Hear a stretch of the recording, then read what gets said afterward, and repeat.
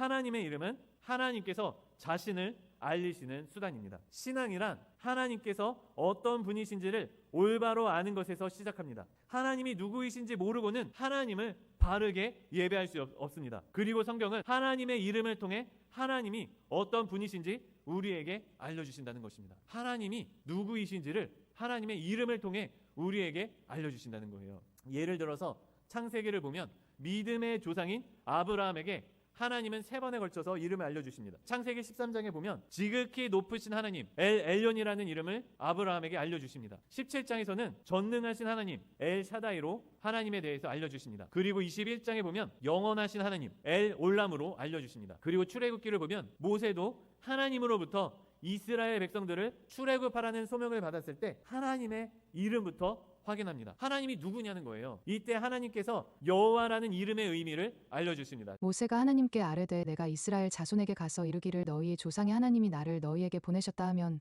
그들이 내게 묻기를 그의 이름이 무엇이냐 하리니 내가 무엇이라고 그들에게 말하리이까. 하나님이 모세에게 이르시되 나는 스스로 있는 자이니라. 또 이르시되 너는 이스라엘 자손에게 이같이 이르기를 스스로 있는 자가 나를 너희에게 보내셨다 하라.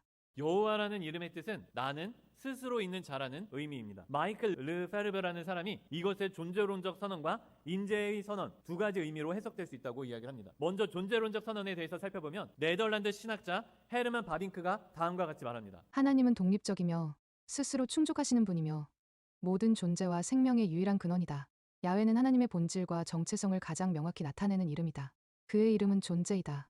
이러한 존재론적인 해석은 매우 오래된 것으로 기원전 3세기 70인역 성경에서도 발견됩니다. 하나님이 영원하시며 선행 원인 없이 스스로 존재하시고 외부에 의존하시지 않으시기에 하나님은 스스로 존재하시는 분, 자존하는 분이시라는 것입니다. 그런데 여기에 인재의 선언도 있다는 것이에요. 인재의 선언에 대해서 살펴보면 구약학자 지그문트 모빈켈은 이렇게 말합니다. 존재하다라는 히브리어 동사는 헬라어의 추상적인 에이나이와는 다르다.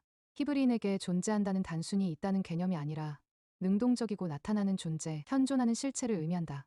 그러니까 르펠브에 따르면 하나님께서 스스로 존재하시는 분이란 사실은 당연한 사실이고 여기에 내가 너희와 함께 하겠다라는 메시지도 담겨 있다는 것입니다. 출애굽기 3장의 배경을 살펴보셔야 돼요. 이스라엘 백성이 애굽의 노예 생활이라는 극심한 고난 가운데 있었던 것이에요. 너무나도 극심한 노동 환경 속에서 하나님의 이름을 부르짖습니다. 그런 이스라엘 백성들에게 하나님께서는 나는 지금 너희와 함께 있는 자다 라며 하나님의 임재를 약속하신 것입니다. 즉 여호와라는 하나님의 이름은 하나님께서 어떤 분이신지를 우리에게 보여준다는 것입니다. 그러니까 우리가 하나님을 예배할 때 하나님이 누구이신지를 먼저 알라라는 것이 제3계명의 의미라는 거예요.